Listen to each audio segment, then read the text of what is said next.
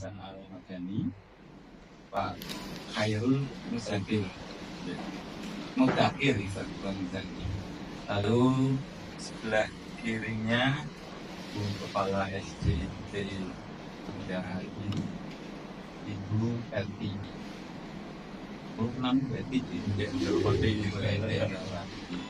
kemudian sebelahnya ini juga yang membantu di Yayasan Al-Madani, yaitu Bu Amros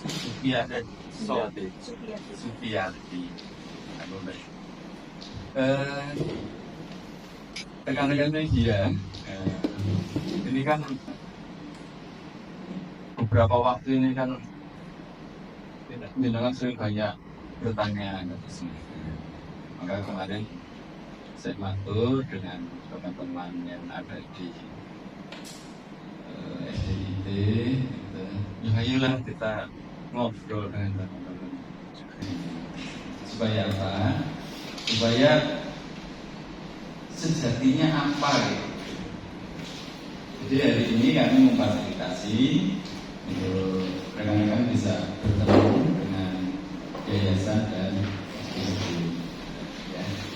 Intinya itu aja gitu. Ya, hari ini maka kami bertemukan supaya informasi itu tidak saling bertanya. Mudah-mudahan dengan nanti disampaikan informasi dari Yayasan Al-Madani kayak gitu, mudah-mudahan jadi jauh lebih jelas gitu ya. Jadi saya pikir ini saya Pak ini ya, tadi saya menunggu agak siang gitu ya, perjalanannya cukup jauh Hasan. Jadi waktu bukan waktu kami ya dari itu ya. Ya saya tidak ingin memfasilitasi rekan-rekan dari SDIT dan sepenuhnya saya serahkan ke siapa ini? Yayasan ya? Ya, yayasan menurut Pak.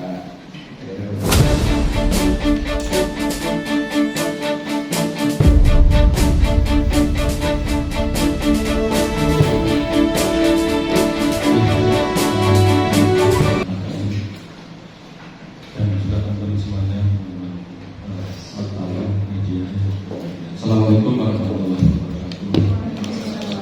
Alhamdulillah, puji syukur kepada Allah yang mempertemukan kita pada siang hari ini sehingga kita bisa melakukan sebuah klarifikasi dari peristiwa yang sudah viral. Salam dan salam semoga senantiasa diberikan kepada Nabi Muhammad SAW. Bapak Ibu sekalian, nyuwun pangapunten mungkin di antara bapak semua ya. Bapak-bapak semua kadang menghubungi kami di rumah, di sekolah, kami tidak ada karena memang selama ini Keleros ada kegiatan di luar kota yang cukup banyak menyita waktu dan tenaga kami, dan ini baru beberapa hari ini kami ada di rumah. Meskipun begitu memang kami tetap memantau berkaitan dengan perkembangan berita yang sedang viral. Karena itu izinkan kami akan melakukan siaran pers yang nanti ini akan menjadi sebuah informasi yang resmi yang memang dari kami di Yayasan Al-Madani. Sebelumnya kami perkenalkan, kami di Yayasan Al-Madani Banjarnegara ini membawahi TKIP Mutiara Hati, SDIT Mutiara Hati, dan SRPID Mutiara Hati serta Ponpes Mutiara Hati. Nah, sedangkan yang pada siang hari ini yang akan kami klarifikasikan berkaitan dengan saudara Novi Citra Indriati sebagai guru SDIT Mutiara Hati. Ya, kami sampaikan saja Bapak-Bapak sekalian berkenaan dengan peristiwa dan yang berkembang.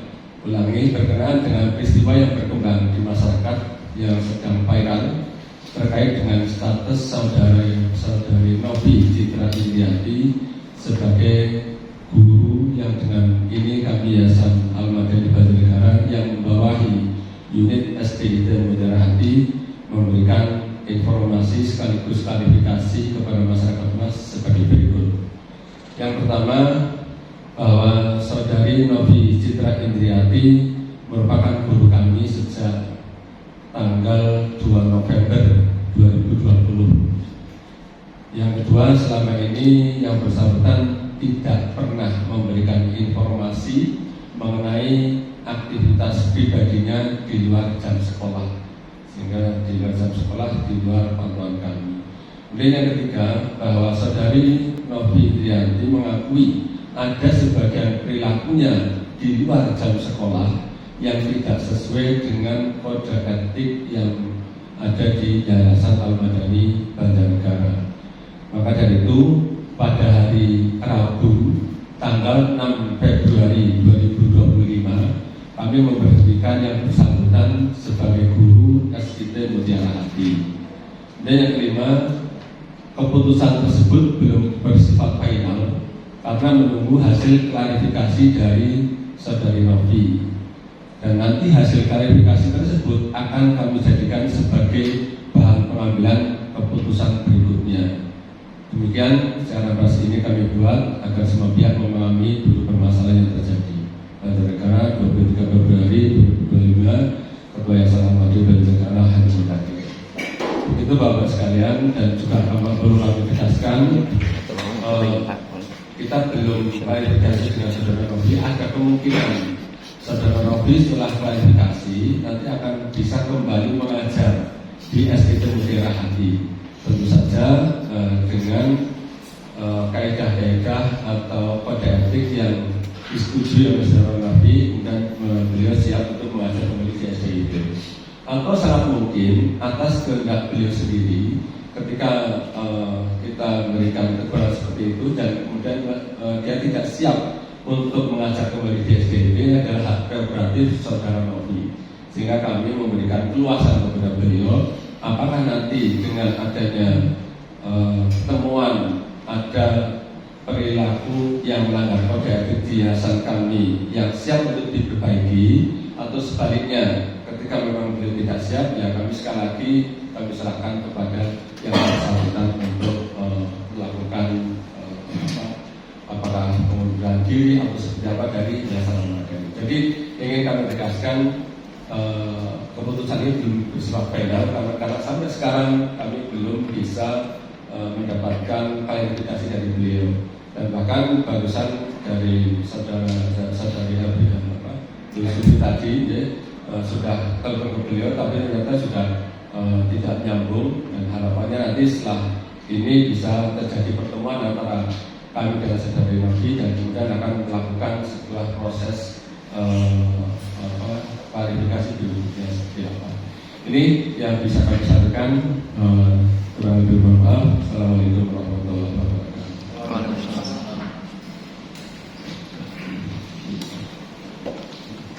Ini disampaikan Bapak rekan-rekan media. Ada isi ini boleh. Jadi kalau saya lihat tadi di akhir itu prinsipnya yayasan siap memberi kesempatan gitu ya. Tahun itu tadi belum final katanya gitu ya. Belum final, memberi kesempatan Bu Novi mengabdi kembali di SIT Mutiara Hati, sepanjang yang bersangkutan bersedia bersedia untuk mengikuti yang ada. Gitu. Namun beliau agak jarang bertemu dengan jenengan, jadi mau menunjukkan identitas dan nama dan media. Mungkin saya Buzir dari Detik.com.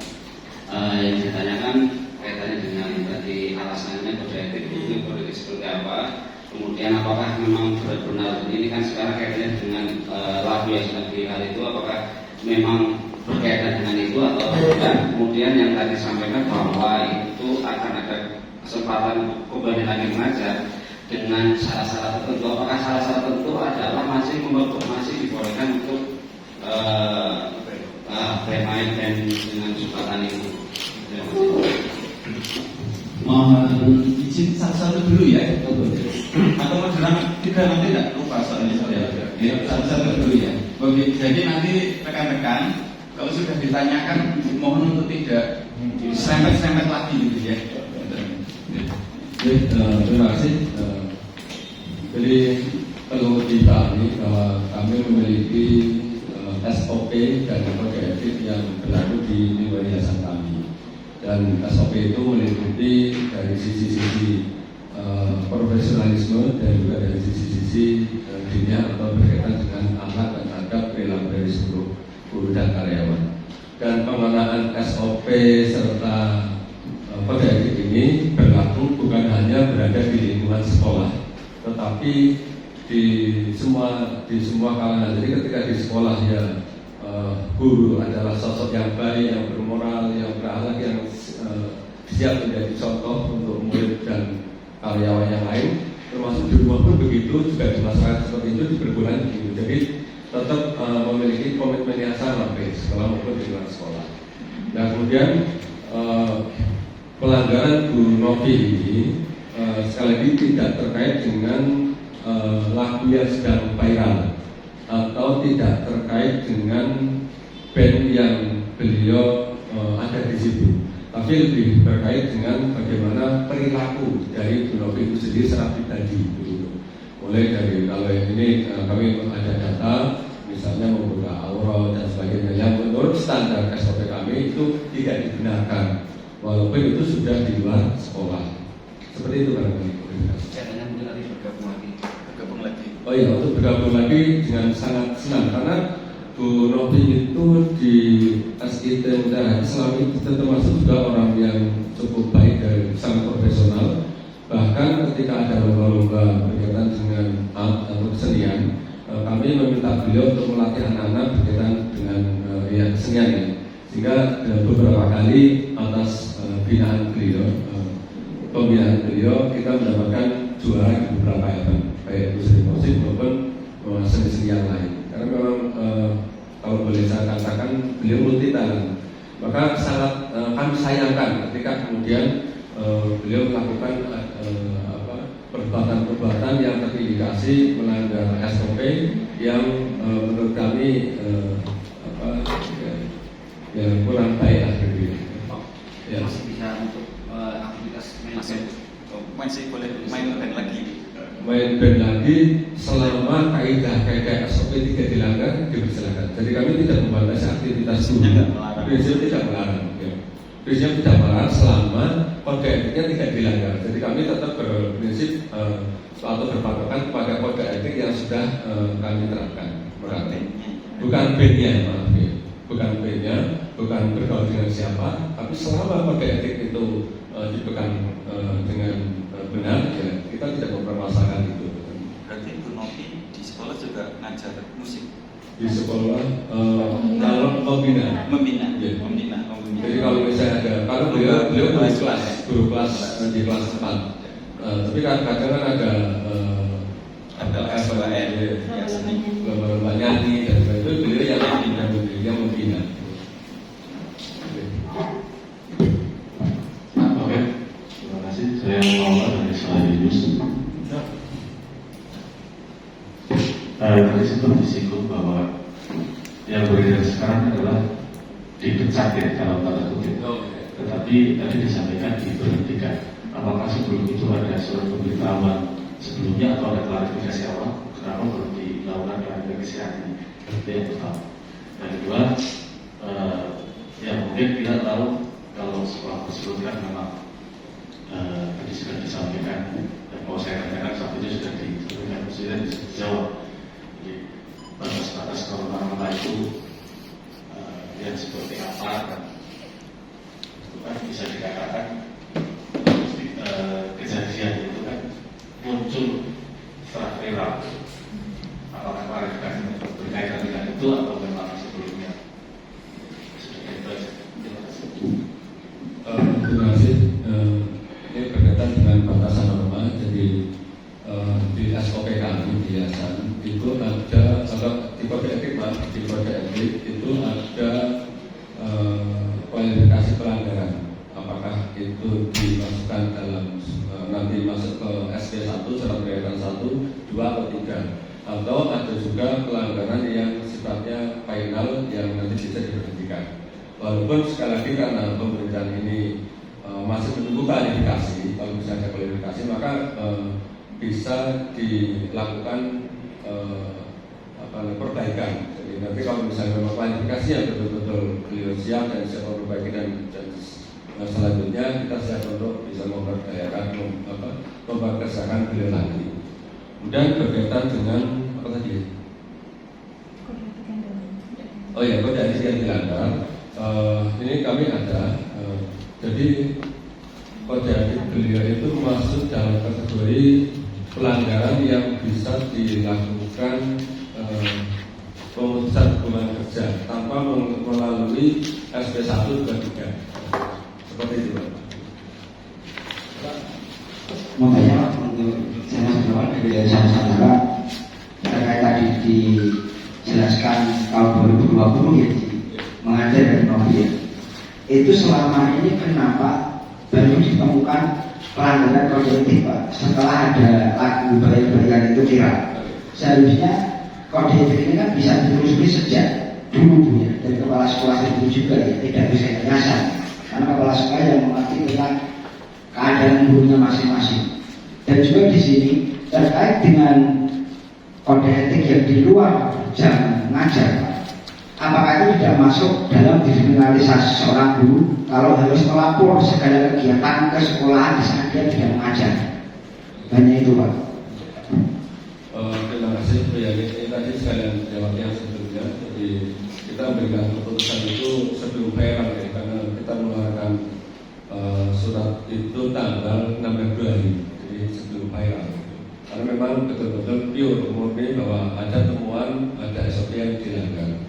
Kemudian berkaitan dengan di luar jam mengajar, ya sekali itu adalah otoritas kami di yayasan. Karena kita kepengen bahwa seorang guru bukan hanya layak untuk menjadi sosok teladan di sekolah, tetapi juga di luar lingkungan sekolah pun harapannya seperti itu. Dan ini sudah menjadi sebuah kebijakan di yayasan. Jangan sampai kemudian ini sering kami sampaikan di sosok seorang guru di sekolah cukup baik, tapi ternyata di masyarakat kurang baik dan ternyata nanti diketahui oleh wali murid atau diketahui oleh murid ternyata dia sedang melakukan perbuatan yang tidak baik. Nah ini yang tidak kita inginkan. Sehingga dan itu kami membuat sebuah aturan bagaimana bisa menjaga adab di manapun, baik di sekolah maupun di luar sekolah. Begitu Pak. Kalau untuk yang kode etik yang digunakan, mohon maaf tadi yang sampaikan Bapak itu di luar sekolah atau di luar sekolah? Itu di luar sekolah. Kalau misalnya di dalam sekolah memang bisa selalu kami awasi. Maka di dalam poin 2, kenapa kok baru sekarang kami ketahui? Perlu Bapak ketahui bahwa di Yayasan Al-Madani itu ada 118 guru karyawan yang tentu saja kami tidak bisa memantau secara penuh aktivitas para guru karyawan di luar jam mengajar. Nah, kenapa baru sampai sekarang ada tindakan? Karena kami tidak tahu, ya, tahu-tahu ada laporan yang menyampaikan bahwa beliau melakukan aktivitas yang melanggar kode etik yang sudah diterapkan di Yayasan Al-Madani.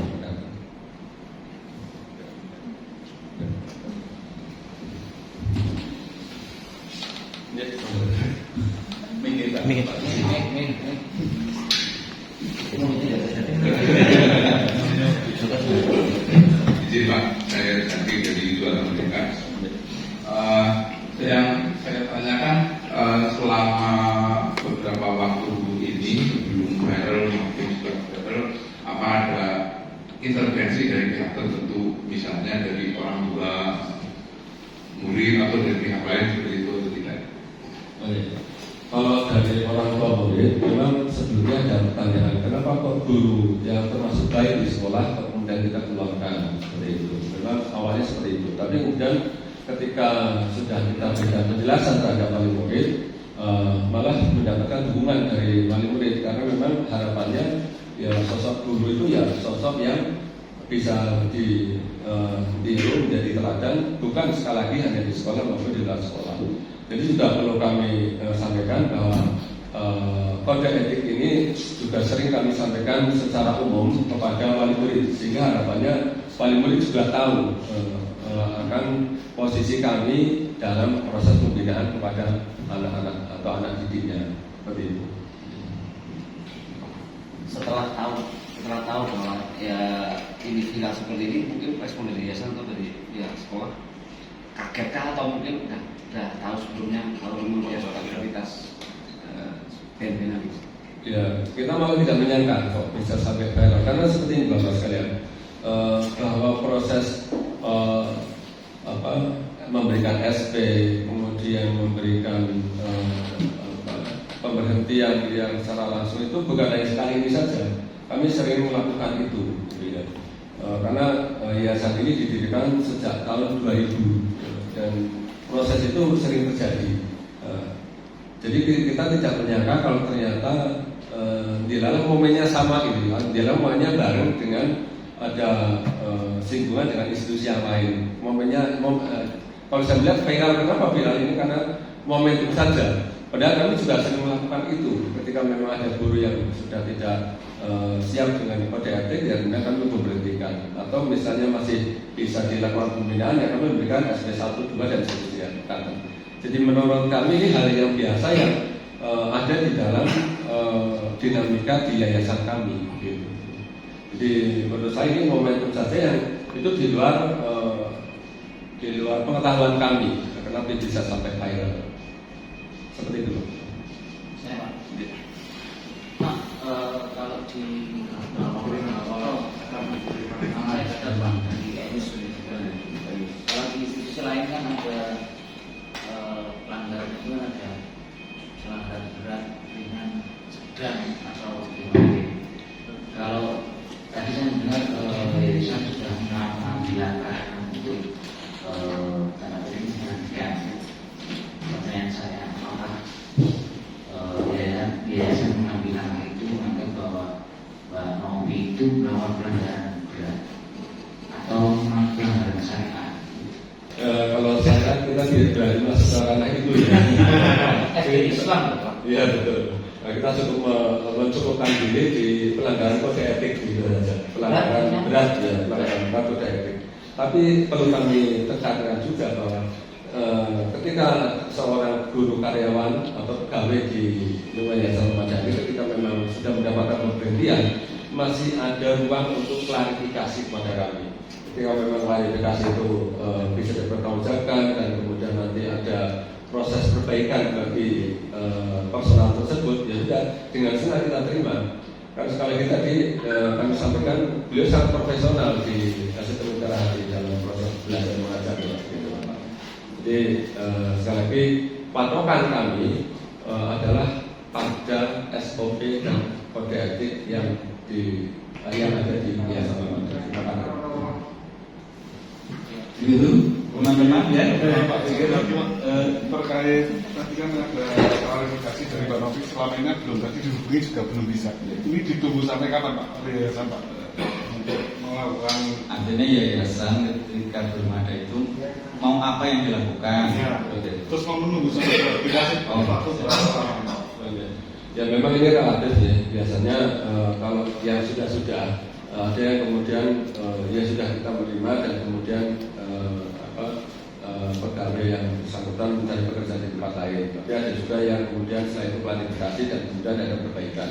Ya kita tidak tahu apakah kemudian Mbak Novi ini bagian dari yang sudah menerima kemudian tidak mau klarifikasi dan dia mencari pekerjaan di tempat lain, kita juga tidak tahu. Kalau untuk batasan waktu, pada waktu tidak ada batas waktu yang di kami. Tapi biasanya kalau misalnya ada klarifikasi biasanya secepatnya. Kalau misalnya membahagiakan, tapi kalau misalnya tidak, dia siap menerima dengan keputusan kami. Biasanya tidak melakukan klarifikasi dan dia mencari pekerjaan di luar eksekutif dan kami seperti itu. Memang tidak ada batasan waktu yang ditentukan oleh kami. Pilih cekap. Itu rekan-rekan ya, mudah-mudahan ini informasi yang disampaikan dari Ketua Yayasan Pak Khairul Mudabir bisa memperjelas situasi dan juga ya, bismillah gitu ya, persoalan ini bisa kami lanjutkan. Gitu ya Pak.